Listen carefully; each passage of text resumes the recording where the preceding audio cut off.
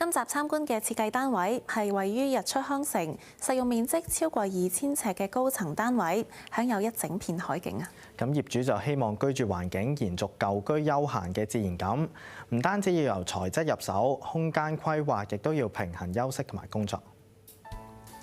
業主2個人住，原則嘅房間面積比較細，至於多餘嘅空間要點樣運用，就要考驗佈局能力。希望就寢同埋娛樂區域能夠休閒舒適，辦公嘅區域都需要分隔出嚟，亦都係設計師嘅任務。單位空間大，不過全間屋有5間房就太多啦，令每個空間都非常之壓迫。寢區咧就需要縮減房間嘅數量，打通空間，而且原本主人房嘅空間要遷就斜邊嘅窗，限制咗擺位，家私擺位都要費心。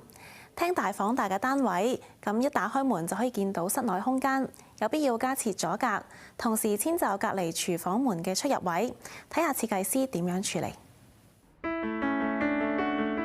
當海景成為日常，設計就係一場同自然共生嘅藝術。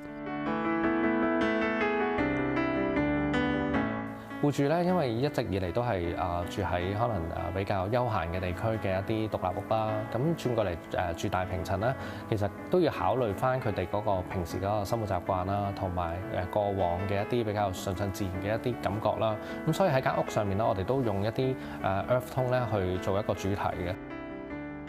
寬闊嘅橫廳，唯一嘅缺點就係一打開門就見到整個室內空間。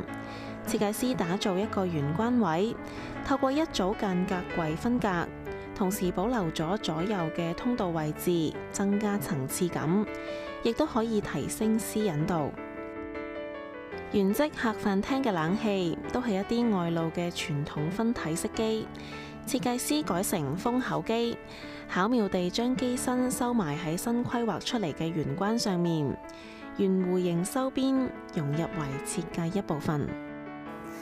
單位嘅廳區闊落，喺呢一度設置一個矮櫃，除咗可以分隔開飯廳同埋客廳2個區域，一個矮櫃仲唔會阻隔到視線，令到空間感更加好。空間氛圍以明亮而溫潤嘅木質調定下基調，淺色嘅地板、杏色櫃身同飾面、藤編元素等，為現代空間注入清新自然感。呢一份溫暖同冷調嘅灰階石材形成精緻對話，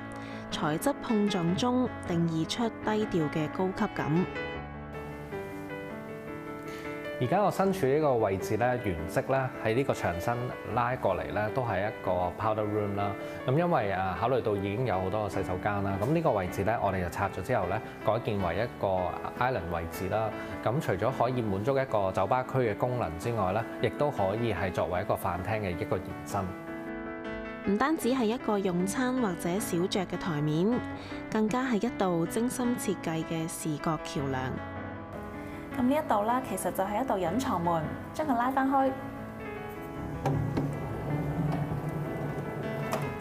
就可以由廳區進入到寢區。呢一條長走廊嘅盡頭，仲有一個充滿藝術氣息嘅空間。原本係標準嘅5房間隔，但如今只為2位戶主服務。設計師大膽減少房間數目，將過剩嘅間隔打通，打造主人套房，令光、影同空氣喺整個平面自由流動。而家我身處呢個位置咧，就係主人套房入邊嘅衣帽間啦。咁我哋都做咗一張中套嘅台面啦，令到個動線咧都可以有一個比較流暢嘅體驗啦。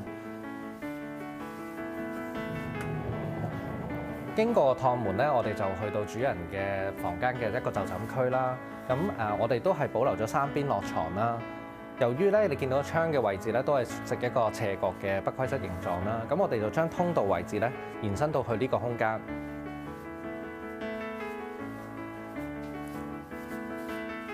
而喺呢一邊咧，我哋都做多咗一個衣帽間啦，放翻男士啦，延伸到去呢一個通道位置咧，